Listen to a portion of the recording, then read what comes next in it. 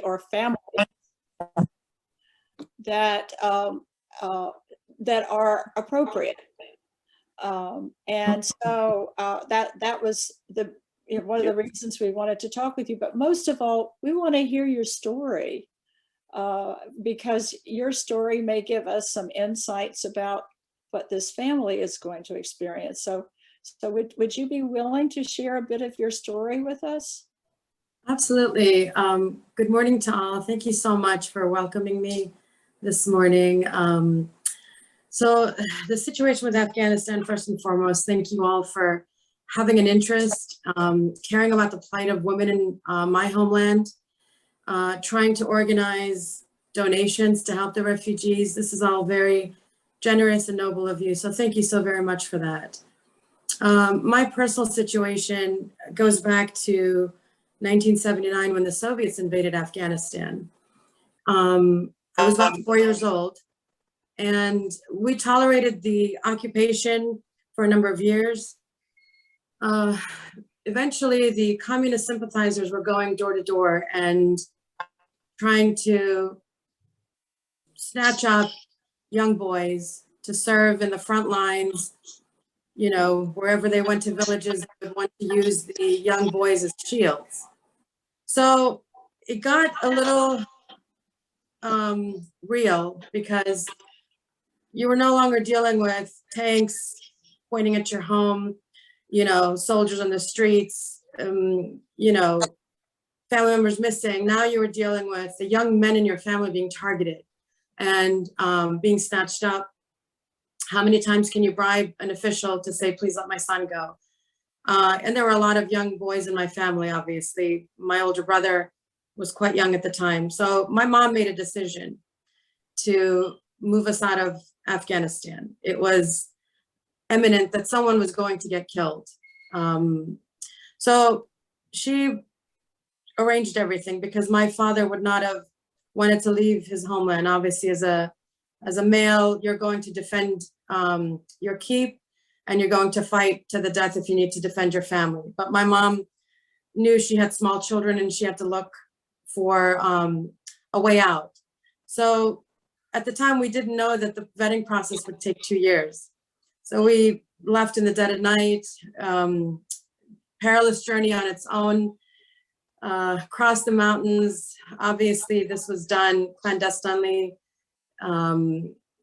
We were separated because leaving the country is not that simple. Crossing a border is not that simple. And the US embassy that was closest to us was in Pakistan. So how do you leave Kabul, Afghanistan to go to Pakistan and to go to the US embassy to begin your paperwork? The journey itself is difficult. You have checkpoints, you have the Soviet army, you have communist sympathizers being on the lookout for anyone trying to leave the country.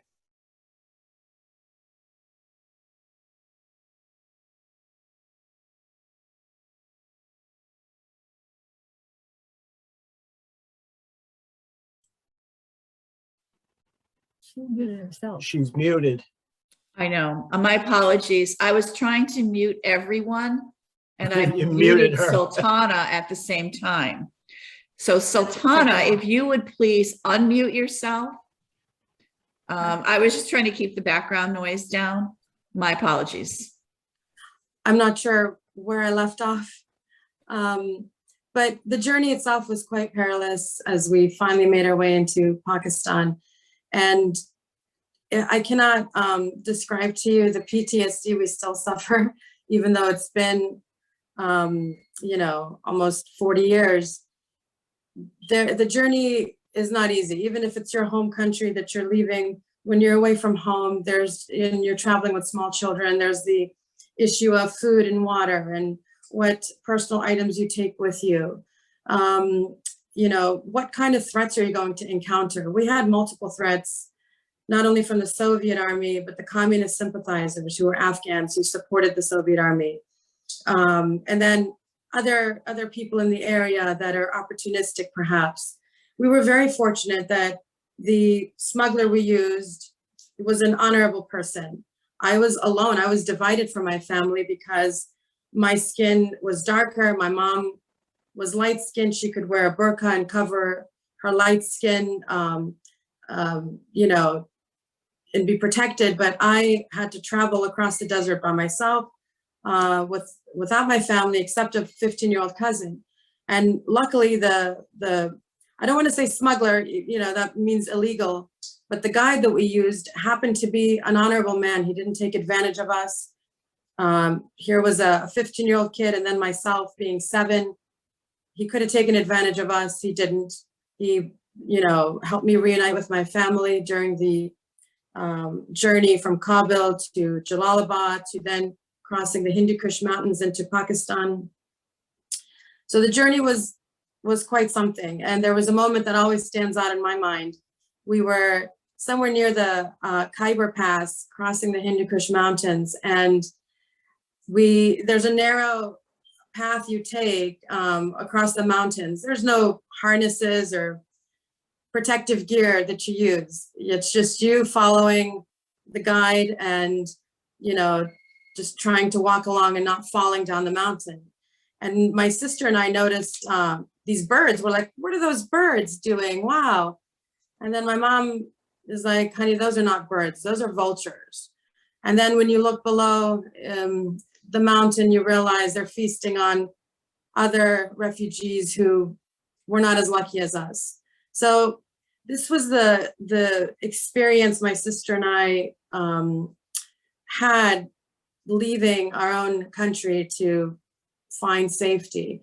And I remember once we arrived in America and we would talk about this story, you'd have like an essay contest where you write your best nonfiction story. And my sister Ryan and I would write about our journey to America.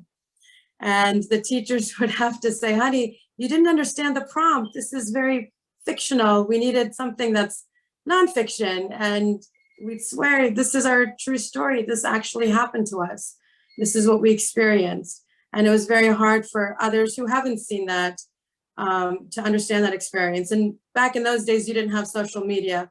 Today, all of you are connected with the plight of Afghan women, even though, you know, you've never been to Afghanistan, and I may be the first Afghan woman you've met through Zoom. I think you are all very connected to what they're experiencing. You're aware of their history. You're aware of the strides they've made in the last 20 years, and also what oppressive measures might be taken by this new regime.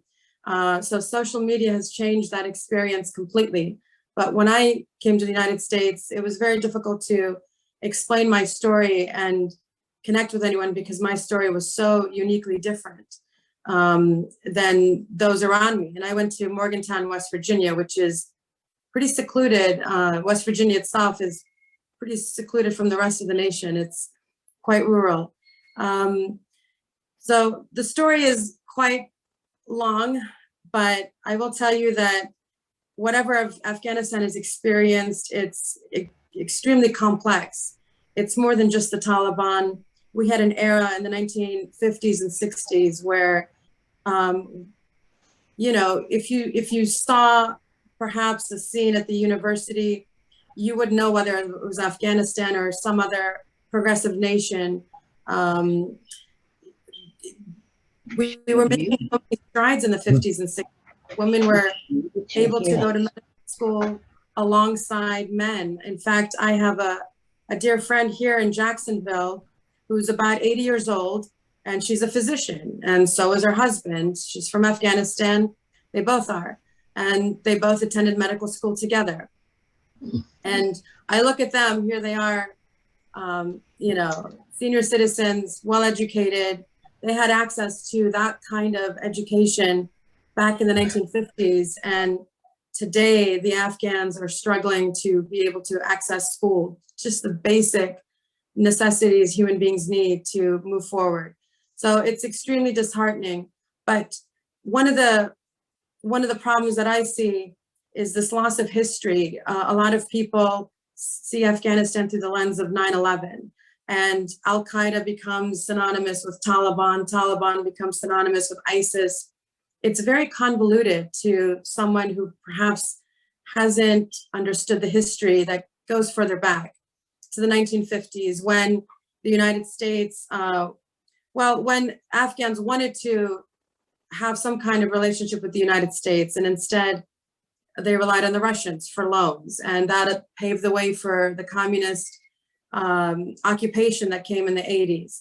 There's been this profound, I think, respect for the Americans and the way they govern that part of Afghanistan, or that mentality that is shared among many Afghans, where they have wanted American involvement that goes back to the 1950s. Because that didn't work out, they relied on the Soviet involvement, which didn't end so well. And there is no consensus, because I was living in Kabul, where there were obviously, you know, progressives in Kabul, there was access to education, but a lot of the country is very rural. People that have been living a certain way for centuries. And, you know, their mentality is very different. All they know is they want to be the head of their own household, not answer to some other power, whether it's a king or, you know, head of state. So they have different views. And the war kind of brought all these people together in a way, fighting for power, fighting for central control over Afghanistan. And that's where we are today, where you have the Taliban, who, you know, they are Afghans, they're my ethnic group. Many of them are a product of war. Many of them have been manipulated by other neighboring countries, or have been funded by neighboring countries, and may have some other agenda that is not in line with, you know, the vision that many of the Afghan people want. There are other ethnic groups that do not want the Taliban in control. So, you know, but then the previous government that was there was an extreme amount of corruption going on, and a lot of people welcome the law and order that will come with the Taliban.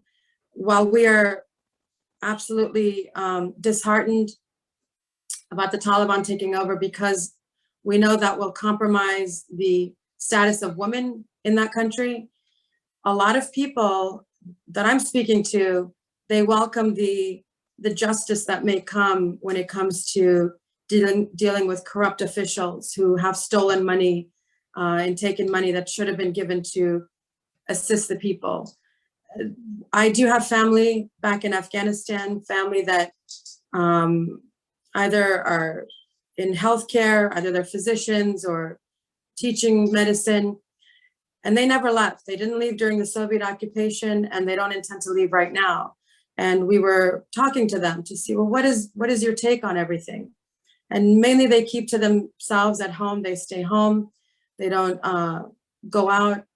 But the people that were there at the airport, I think many of them are working class people, absolutely terrified of what may happen to them. And obviously all of them have some kind of paperwork in place. These are not people that are just boarding a plane. They have some kind of paperwork in place where it was a matter of time that they were going to be coming to the United States or some other country. And I think with the regime coming in so quickly, so swiftly, unexpectedly in many people's eyes, a lot of other people came in that probably didn't have the paperwork, that were just causing a backlog, that were just causing huge crowds there. And it creates a lot of confusion, obviously. But the people that are trying to come in, my understanding is they all have their paperwork, and the higher echelons of power, you know, people that worked with the United States in higher positions, they were taken out 2 years ago. I have a cousin who worked in the Ministry of Health, and his family was taken out 2 years ago and resettled in Pittsburgh. They knew what was coming early on. And I think the vast majority of the people that we're seeing are probably the working class people whose applications were backlogged.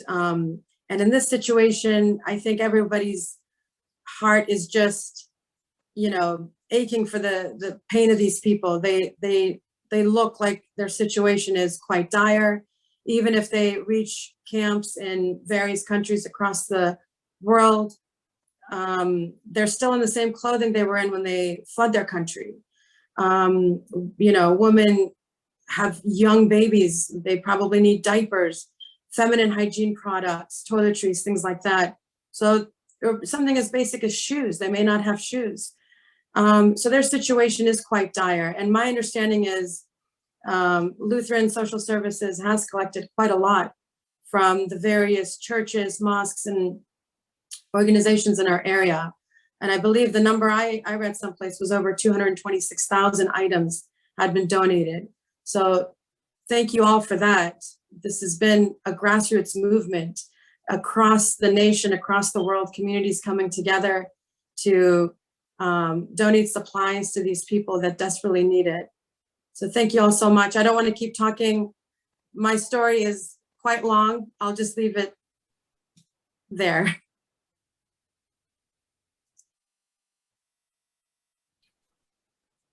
I've got a question. One of the, first of all, I'd like to ask, you were 7 years old when you came to the United States. Did I get that correctly? I was 7 when I left Afghanistan and almost 9 when I came to the United States. Okay. And, you know, one of the things I would say is that if I left St. Augustine and went to West Virginia, I think I'd go through a cultural shock myself. But what kind of cultural shock, if you will, did you go through? And the reason I say that is one of the questions we have, there'll be young children coming through, and we'd like to support them as they adjust. And what kind of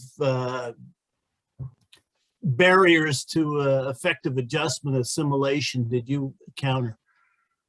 So I think these children will be quite fortunate in that Jacksonville is quite a diverse community. There are more Afghans in Jacksonville than I've ever seen in my life. You know, I was very insulated in Afghanistan. All I knew was my household and some neighbors. You know, I honestly didn't even know of the different ethnic groups that we had, because my perspective as a child was, you know, I attended first grade and I saw the kids that were in my community, and that was about it. So, and in West Virginia, I didn't know a single other Afghan until years later, 15, 20 years later, when I met my husband. So the idea of knowing Afghans outside of my own family was just unheard of. And if you knew of someone who knew an Afghan, it was like, oh, really? What was their name? What were they like? It was just something so interesting because I didn't have that privilege. But here in Jacksonville, there is a thriving Afghan community. There is a mosque that is specifically for Afghans, built by Afghans. I used to teach some of the students there Sunday school before the house of worship was built. So, and it's a very diverse group of Afghans. You know, you've heard of Sunni and Shiite, the different, the two main denominations. Although we don't really like to talk about that, Muslim is Muslim. We don't like to bring about any division by talking about whether one is from this denomination or that denomination. There are different tribes represented in Jacksonville. My situation was different. You know, coming in, I came in 1984 to West Virginia, and my family was there only because one of my uncles, God bless his soul, he was a professor at West Virginia University. And his wife, Aunt Judy, is Hungarian American. They sponsored us. So you couldn't just come to the United States. You had to have some kind of financial support from a sponsor. And so they sponsored us. And for about 1.5 years, I attended school, obviously very timid, very fearful, you know, and I happened to be very introverted and quiet. So it was quite an interesting experience. But I saw the people that were nice to me. I will never forget their names. I know their names to this day. And the teachers that go out of their way to make you feel special, knowing that you are so weird and different and come from an unusual culture. I'll never forget those teachers. And then the ones that were a little bit, you know, not so understanding, I won't forget them either. It's so important how you make a child feel, because it is extremely scary to leave your homeland, obviously, but then to deal with so much uncertainty. You know, there's certain guarantees you want in life. You want a guarantee that you're going to have shelter, you know, your family around you, have access to school, things like that. And for 2 years as a refugee in Pakistan, I didn't have that. You know, you just didn't know what was going to happen. Were we going to stay in Pakistan, you know, indefinitely? Were we going to be able to go to the United States? You just didn't know. And you couldn't trust anybody. That was the other thing. This kindness, it's so wonderful to be kind to people, but when you're living in that part of the world, you have to be very sharp, and you have to be very careful who you trust. Your own relatives or neighbors or family members could say something to sabotage your vetting process because they want to get out. And I'm sure you've, you know, as Floridians, you've experienced the chaos that comes with hurricane season. If we have to evacuate, you see another side of people in this town, which is the best town ever, filled with amazing people. But you see people that hoard, you know, supplies, people that are focused on themselves and not their neighbor. And that's the side of people you sometimes see in times of crisis. And it's very frightening. But the culture shock, eventually it did get to us. About a year and a half after Morgantown, we moved to Manassas, Virginia, close to the DC, Maryland area. And that was a completely different vibe. I experienced diversity and, you know, different languages and cultures. And I felt obviously more comfortable in Virginia. As I was going through middle school and high school, it felt good. And then we went back to Morgantown because it has a great university. And my parents were of the mentality that you're not going to be going away to college. So wherever we go, there better be a university. That's where you're going to go.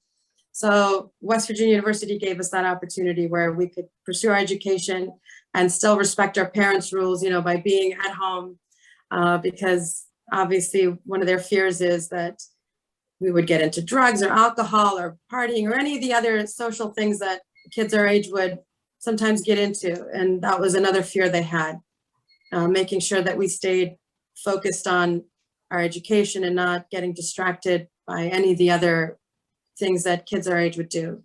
But thank you for that question.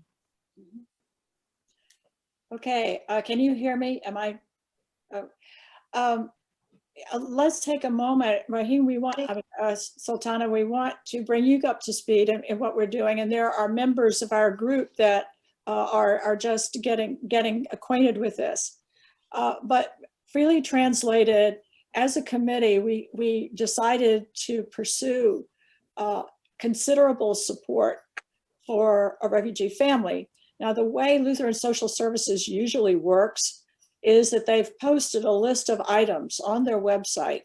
And usually what happens is people contact Amazon and buy a particular item, and it's delivered to the office in Jacksonville and it's put on a shelf. But we wanted to fully support the one family, or now it looks like, because the church has been unusually generous.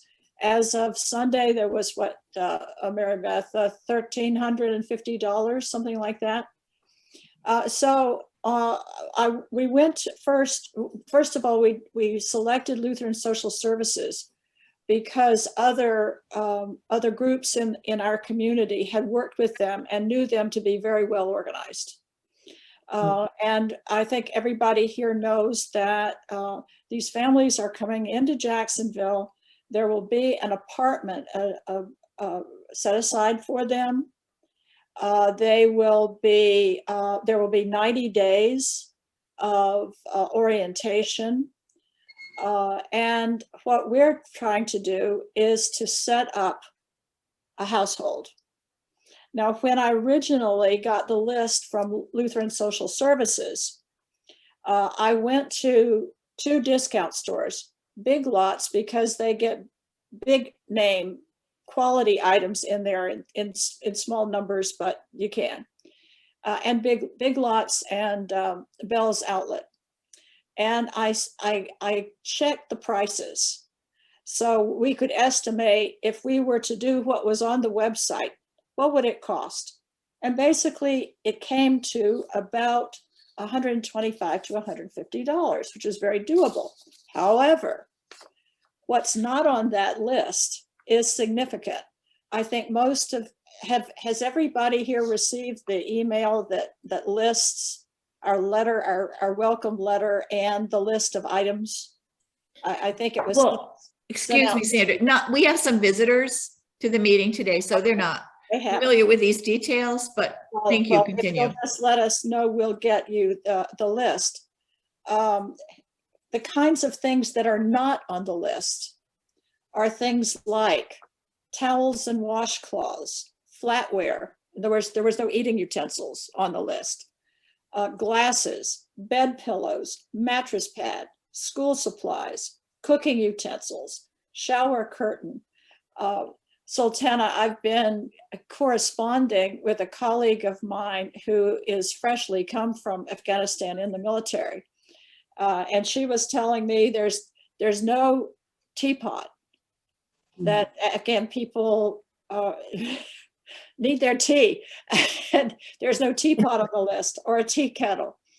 My friend suggested that we should consider a sewing kit, and a first aid kit. These were a bath mat. These were all things that were not on the list. So obviously, to do any kind of comfortable staging of this apartment for this family is going to take more than the $150 that we originally expected. So now we're going to have to make a decision as a committee how we want to deal with that donation amount. At our last meeting, either Mary Frances, Tom, or both raised a really good question. If we are providing a lot to a family, they're going to come to know other Afghan families, because there's the Afghan community in Jacksonville knows each other well, and they're going to be in the same orientation classes. So they're likely to know that the group that we are sponsoring will have more than others, and we wondered if that was an issue. And that was an important question that Mary Frances and Tom raised. I asked, I'm working with Laura Cook, who is the refugee director at Lutheran Social Services. And she tells us that if we want to give gift cards up to $100, in addition to what we're providing, that's not going to be unreasonable or looked upon as excessive by others. At another point, I think we all may be familiar with, we will actually take these household merchandise to the apartment. And so we're going to be able to literally stage it so that when this family walks in the door, the things are there. Lutheran Social Services only takes new items. The only used items they'll entertain are our couch and a TV set. And we have one TV set for one of our families already. So we have to find out whether they have the capability to be able to use it. I don't know how cable comes up there. But there are two folks on our committee, Benedette and Kathleen, that are interested in shopping. And I think we need to get together sometime, hopefully in the next week. At this point, Lutheran Social Services has not yet begun to receive the Afghan families. They're being processed. But when it starts, there's likely to be a flood. And Sultana, I've been kind of told by people who've done this that we're likely to have folks from all education ranges. Many of them, most of them would not be necessarily all that well educated, but we're going to have all kinds of folks. We also will find out at the very end, as soon as she has a family and she knows it's on the way, she's going to call me and tell me the makeup of the family, the gender and the age of the people involved. So my own suggestion is that we do all the basic shopping soon, and we'll have that, so we won't have to spend that time as the family is actually on its way to try to do that shopping, because we want to stretch out this money. We want to use it as economically as possible so that we can get as much as possible for the people who need it. So my suggestion is that we get our committee together and begin this process. What we would like to know from you, Sultana, I've been asking culturally sensitive questions to my friend in DC about, are there colors? Are there objects that you really recommend we get for this family or families? And are there some things that you suggest that we shy away from? What are your thoughts on that? So my sister, who lives in Indiana, they've had 7,000 Afghan refugees come to Camp Atterbury, close to Indianapolis. And I was talking to her to see what's going on with their situation. And she mentioned that there was a generous group that got t-shirts, but they realized the Afghan women weren't taking the t-shirts.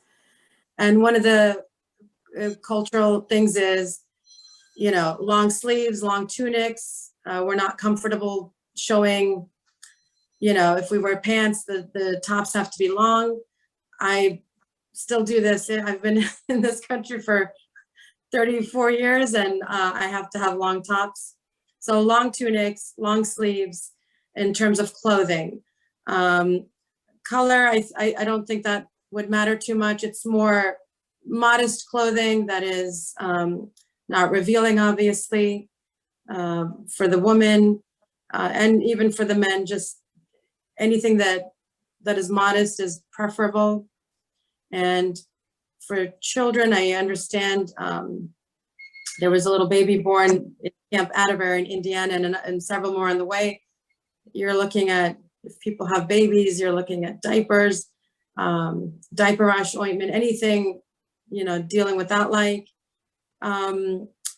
shoes. A lot of these kids, and some of the photos I've seen, they're either barefoot or they have sandals. And footwear is something we take for granted, but if these little kids don't have the proper footwear, and then a first aid kit in case they trip and fall, proper footwear, in my mind, would be very essential, especially if these kids are coming in with sandals. They've probably never worn a sneaker in their life. What you're telling me, Sultana, is a question now that I'll have for Laura Cook. What we've been authorized to get are only housewares. There has not been, there's not been clothing.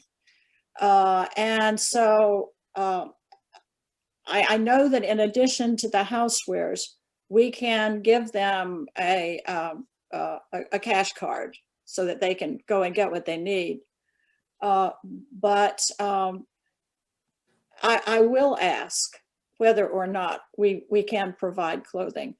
They do get some level of support from Lutheran Social Services about those kinds of personal effects, I think.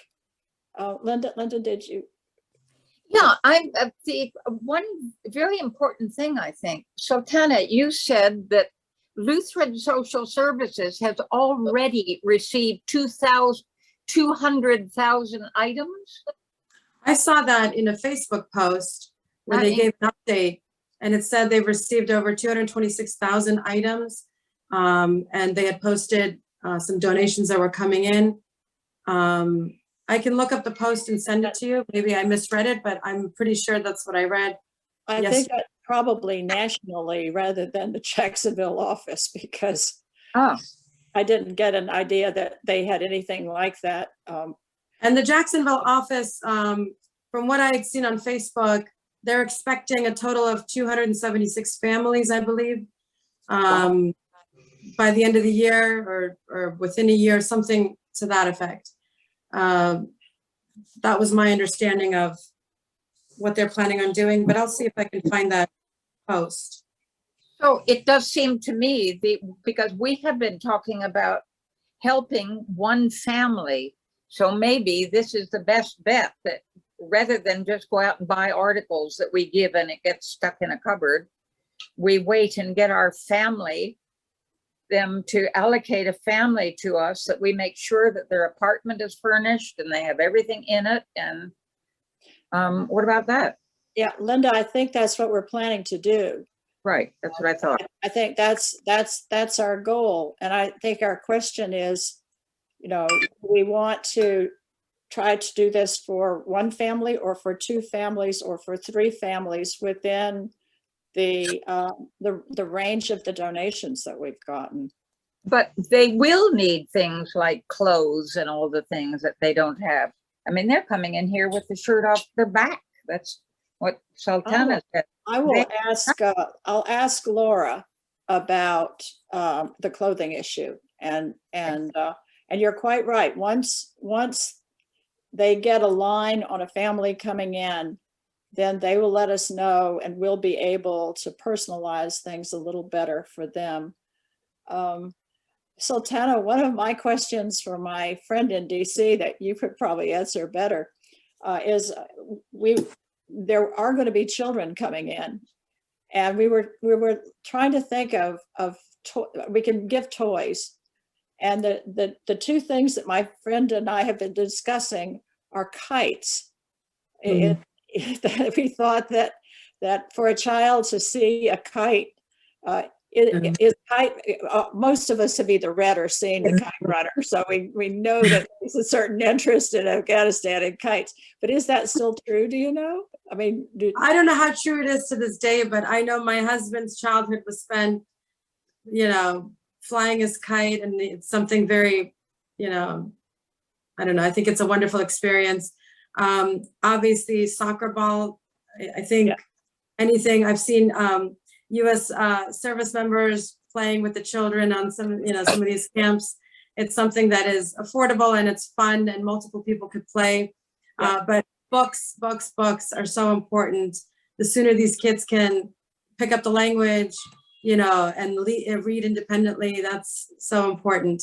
But I think toys, more interactive toys, playing ball, you know, the kite is very nice, things like that, instead of toys that make sounds, and, you know, those are fine, but I think something where they don't need to worry about batteries, something where they can, you know, get some exercise, a jump rope, something like that. It would obviously be better, I think, for the kids. A bouncy ball, which I have for my kids, they can, you know, just bounce on the ball and it you know, works their legs. So something that is beneficial. I have a little comment to make as far as the kids are concerned. Having had the experience myself of being an import into the United Kingdom when I was 9 years old, and I was able to speak English within 3 months, absolutely no problem, and now it's literally my mother tongue by adoption.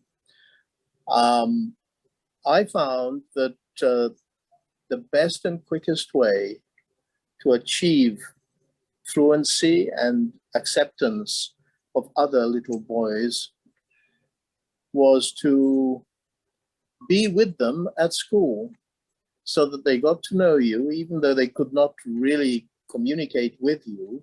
You heard the language all the time. And that, believe me, is the best way to learn any language. As you grow older, of course, the best way to do it is to find a suitable girlfriend or a boyfriend. But let's not jump the gun too soon. No. The parents are not speaking the language either. I understand that. But if they get sent to a school Yes. where they do not actually have to pass exams, but are a part of the class, and they hear the language all around them, that is really the best way to learn a language quickly. Books, of course, are extremely important as a backup. But you can't read books until you can actually understand what the hell you're reading. So I think, you know, it's a chicken and egg situation, if you like. In this particular case, we would have to look at our local schools and agree with the principal that he would be willing to take on 2 or 3 or half a dozen or whatever children who would simply sit there and listen. But they will be in Jacksonville, Well, wherever they put are. into a school system where- where there's other Afghan children. Yeah, but that's a bit of a problem because they'd be speaking Afghani, or the different variations of the language. And, you know, if you're given the possibility to have an easy way out, they'll find it. I mean, you know, they're kids. That's what they'll do.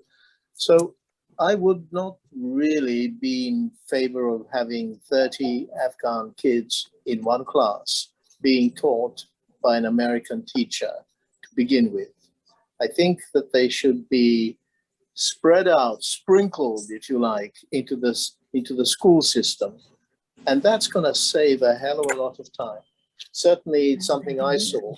Now, I remember I came in as a kid from the old Yugoslavia, and they tried everything. They tried English, they tried French, the German teacher came in, even the Latin teacher came in to see what he could do. And then a Danish boy, who was the only other foreigner, so to speak, and that didn't work. But during break time, we had milk in those days, not so many years after the war, in order to supplement our lack of calcium. So we had 15, 20 minutes break, and somebody produced a ball. We threw down our coats. Teams were picked. I was picked last because they didn't know whether I could play football, or rather soccer, or not. We played for those 10, 15 minutes. I scored the only goal. After that, I was in. There's absolutely no problem. And that kind of thing you can't read in books, you know? So that's enough me nattering. I have another question for Sultana. You have heard some of the housewares that we, you know, are considering providing. Are there? One of the things that I put on the list was floor pillows, because we don't know the extent of the furnishings. Is that an appropriate thing to do? Sure, it depends on the family. Some families do have an area where they will sit on the floor. But there's one of the staples in Afghan households is the ability to be able to make rice. So the pots and pans are, and then along with the US service member that you were speaking with, the tea kettle, those are essential items. Tea is their brand of alcohol. It's just something they have to have around the clock.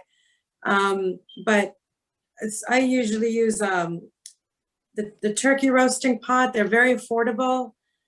Those types of pots are very good for making rice on the stovetop, and that is, you know, their daily meal is rice with meat and oil. So that's something.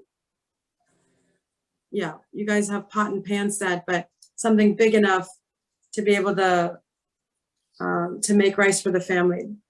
But floor cushions, sure. You know, any of those things that are listed here are extremely kind and generous, and they will always be appreciated to help these folks. And I love the idea of the sewing kit. That's very important to be able to sew their clothing. That's wonderful. Should have bought them. They have them on sale at Aldi right now, sewing kits. Really? I had a thought, and just a quick question again for Sultana. If we have the $1,350 that we had collected was a week ago, so I know I know we have for donations yesterday as well. And, you know, consider, we may get more donations, although we're ending it on next Sunday. But if we had extra, I wonder if we could buy a sewing machine and if that would be allowed and appreciated.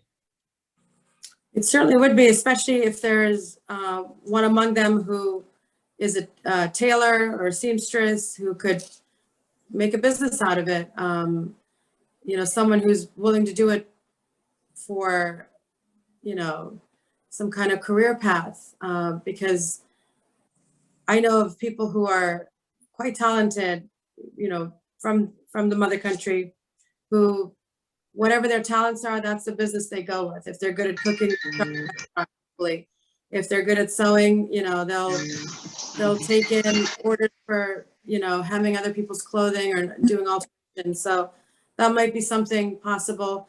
They are very expensive, so it shouldn't be wasted on just anybody. Someone who has the skills and the desire to use it, I think that would be very appreciated. So what you're telling me is they sew their clothes by hand. So people who are talented usually do. I know when I was there, everybody, you know, you would go to a seamstress, but we would do a lot of knitting and crocheting at home. It was just the thing you did in the winter time. It was a great hobby, and it brought the family together. Everybody would sit around knitting and crocheting. But for families, especially if these are working class families, they may not have had the means to go to a seamstress and get their clothes done. And if they're wearing traditional garb, you know, transitioning and wearing American clothing, they need something hemmed or whatever, it's obviously going to be, they're not going to be the type to throw it away and go buy a new one. They're going to be very tight with what they're going to be able to buy and how they're going to spend any money. So obviously a way for them to repair their clothing, that's very important. Thank you. By the way, we did find out that we can get them a microwave if we wish. And as I mentioned in the draft of a letter to them, they will know who we are, but we will not know who they are. Their privacy is protected in that way. But in the welcome letter, I will be sending a list of everything that we send so that they know that those are their personal possessions to take with them when they go on to their home, so that they'll know that, you know, that stuff doesn't belong to Lutheran Social Services. Lutheran Social Services will also be buying new queen size mattresses and twin size mattresses, bedding sets. And so those also will go on with the family when they transition to another home. Just a curious question, Sultana. Do both boys and girls fly kites and play soccer? I'm not sure how the landscape has changed. I've seen more and more females entering sports in Afghanistan, even in the Olympics. So maybe some families are more open. It depends on how conservative some of these families are, what their views are on, you know, their daughters, and it just varies. There is no rhyme or reason to it sometimes. I come from a family where the women they run everything. The men are just, you know, in the audience. Whereas other households are quite different. You know, other households are very conservative. Whatever the head of household says, that's what's done, and women stay in their lane and men stay in their lane. So there is no easy answer for that. It just depends on how progressive the mind is and how conservative the mind is. I have another question for you too. In my understanding of Islam, it's not appropriate to get things that have the images of living things on it. Is that correct? Or is that an old-fashioned idea? It's just the image of the Prophet Muhammad that is not represented in any way or form. Now, within the Shiite sect, they have an image of the Prophet Muhammad's grandsons, Hassan and Hussein. So if you go to a mosque, it's a Shiite mosque, you will see the two images of Hassan and Hussein. But we don't have an issue with any type of imagery, except it's a big problem to have any representation of any of the messengers of God. And that would be Jesus, that would be Muhammad, that would be Abraham, anybody that they see as a prophet, to have that image might be problematic for them.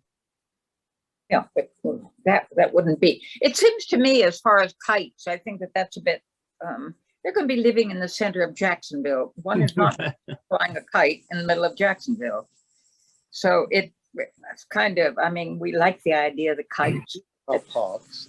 But I would guess right now you couldn't tell where anybody's going to be living. Exactly.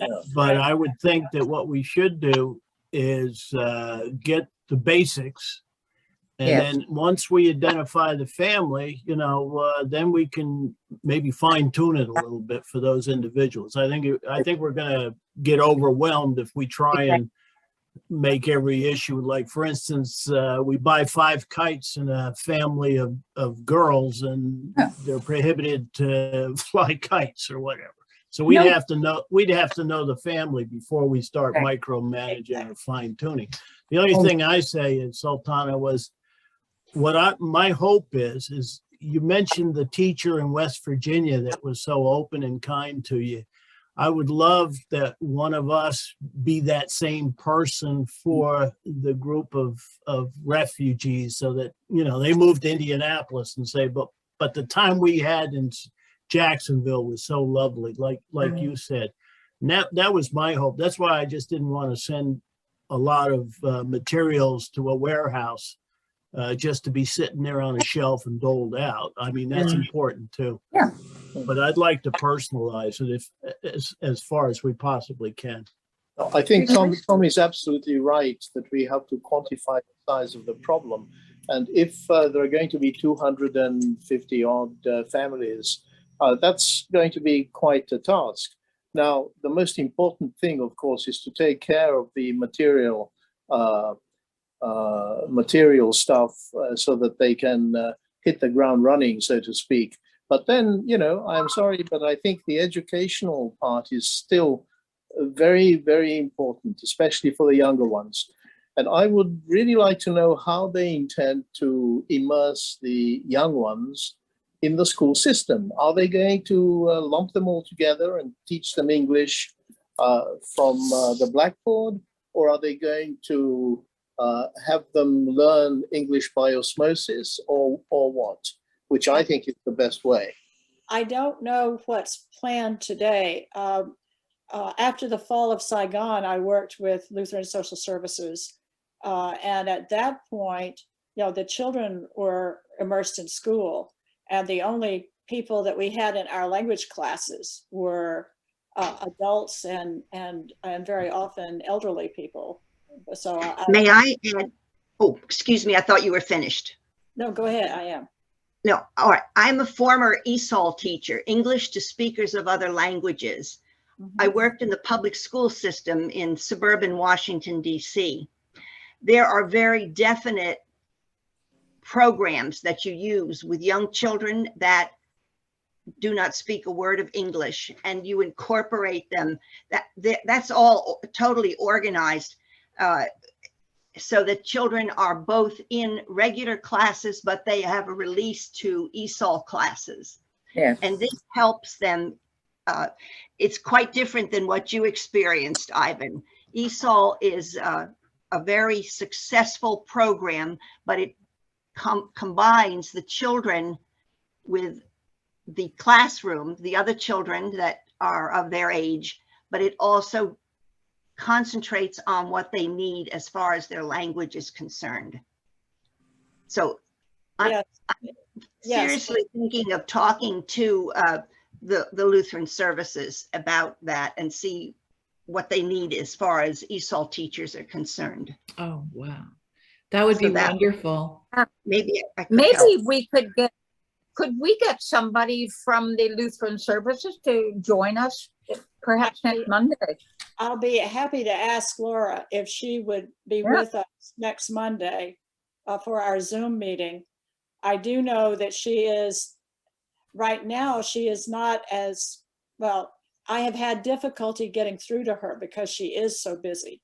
So if the flood happens between now and next week, she might not be able to be with us. But if you would like, I would be happy to ask her if she'd be willing to talk to us. I would just add to that. Am I muted? I would just add to that I was very impressed with the information that they have on their website. There are different, it's organized, the website itself is organized, and there's lots of detail about how they proceed with this, and they're really strong organization and experience doing this up in the Jacksonville area. So I would love to have them speak with us, but if it doesn't work out, we can learn a lot from what they post. Just for your information, too, Laura said that if there were families in St. Johns County, that Lutheran Social Services would place the new family with their family members here in our county. But as Sultana has mentioned, it's a very large Afghan community in Jacksonville. I've visited one of the 3 Asian markets where people tend to buy food. One called a halal, as in Afghanistan. So they're coming to a welcoming community. And an organized community, and there's access to all sorts of foods and spices from back home. And it's very, very diverse. I think they'll have a very different experience than yours truly in West Virginia.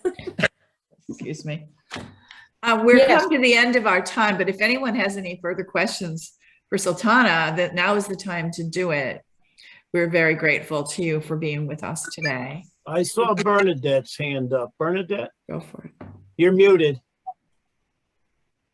Okay, so where is this community in Jacksonville? And also, is that where they will be residing, in that community, or are they going to be, given apartments in other parts of Jacksonville, maybe not within the same school district or something like that?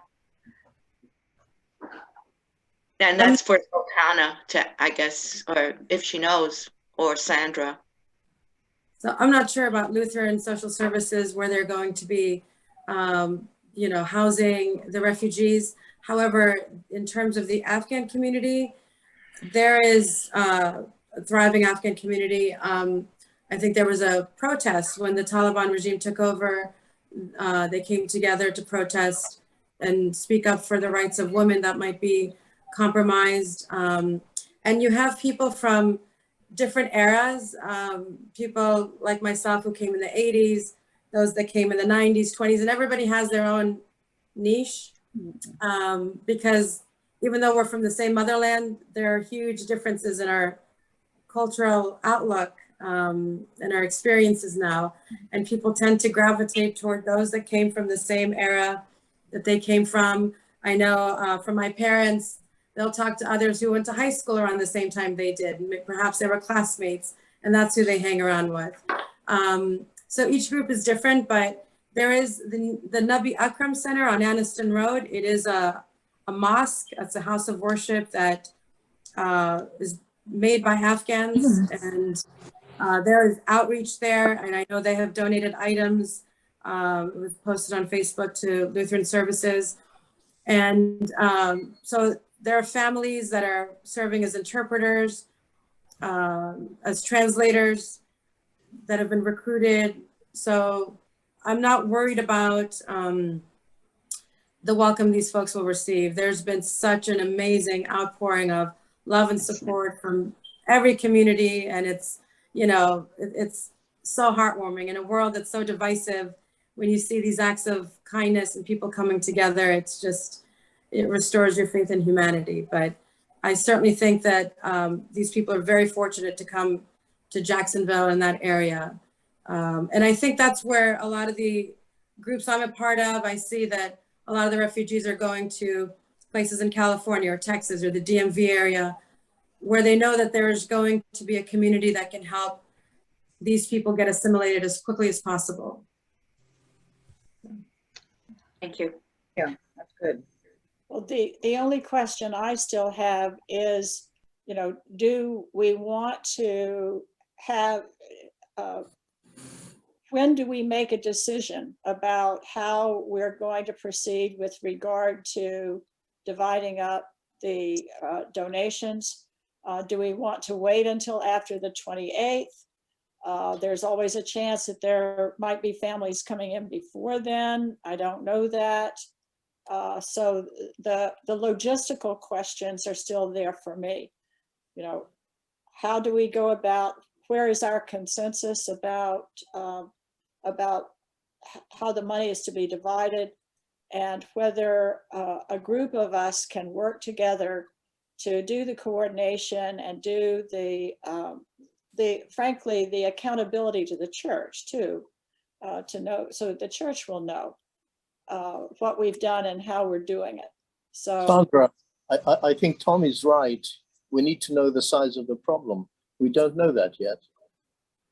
Yeah, if they're going to give us a family, then I think we know. So there probably is a pause, and then we see, Or 3 or 4. because maybe the families we get, it's going to be furnishing an empty apartment. It could be including that we pay for the beds and we pay for the furniture, whatever money we have.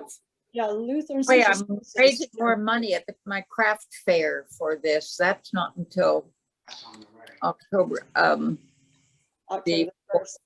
October.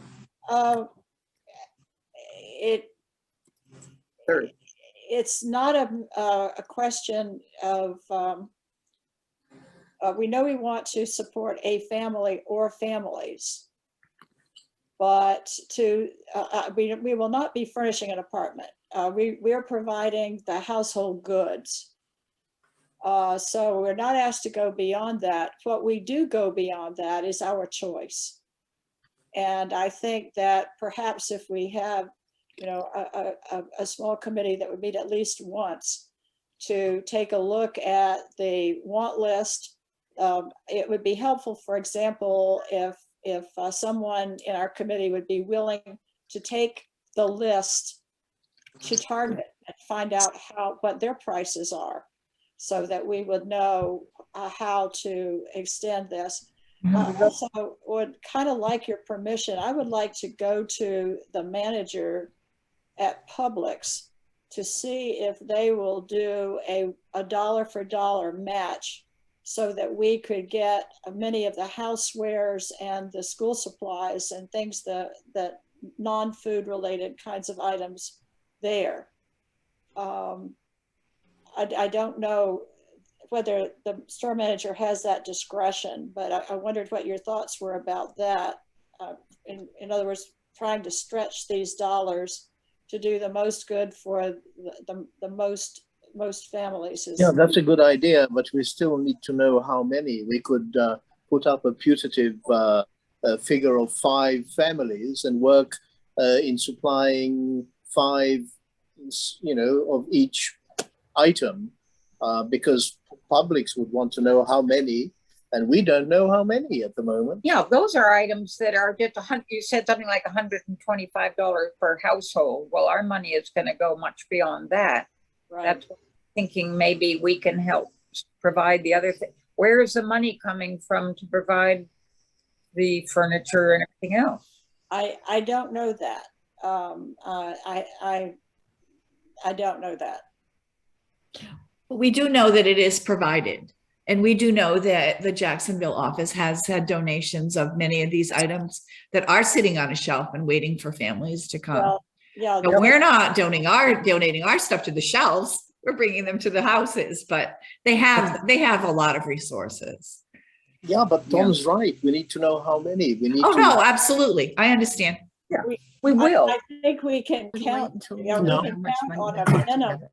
together. My feeling on this is we've well into the end of the first phase, which is collecting the money. You know, we're good. You know, actually, we're more than good, I think. Right. But I think what needs to happen is Laura needs to give us a wake-up call and say, look, we got a family that's coming in on Tuesday, and it's going to be 2 boys and a girl and a mother and father, and maybe even a Right. grandparent. And then we could, well, what do they need? And then we could go out and do it.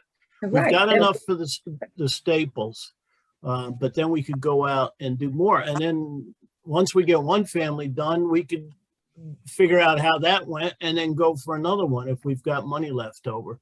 I mean, we could, There's more money coming. that's a we could, strategy. you know, we, right now, I think, Sandra, I think you've done a wonderful job in knowing that it's about 125. We know we can do that. Do we want to do 10 families at 125?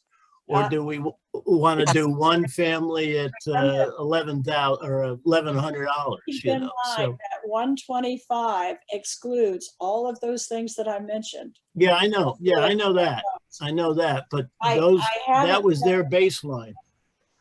Before we meet again, I'll at least make the run to do the rest of the items so that you can see what the longer list, including, you know, the items that Sultana has suggested to us today. So by next week, I'll give you an update on at least those 2 stores. If somebody else would be willing to take the extended list, not just the 125 list, but, you know, the things like towels and washcloths and eating utensils and things that are pretty important like that. If somebody else would be willing to take the list to Target and see what they look like. And then when we meet next week, we'll see if a family has come in. If a family should come in, I don't know what kind of lead time we're going to have. Sultana, do you know anything about how how the Afghan people who are currently in the US at these 4 sites, about how they're being processed? Do you know anything about that? So for my sister's situation, before she can even visit a camp, she needs clearance, and she's waiting to be cleared hopefully by today. And I'm relying on information from an organization that is a liaison between the US government and us, basically. They're trying to understand who's coming in, where there's help, and they're trying to recruit Afghan Americans to serve as, you know, interpreters, translators, etc. So there's been local information, and that's how people are able to know what's happening. But largely, there is no database you can tap into to see what's going on. It's been very frustrating because I'm looking at unaccompanied minors, anybody that needs a foster parent, because that was one of the concern a lot of women in my situation have is, if they're unaccompanied minors are coming into the foster care system, obviously we would want to take those kids in just so they don't, so they have somebody familiar, you know, even though we're different culturally, but we share a language and, you know, a history.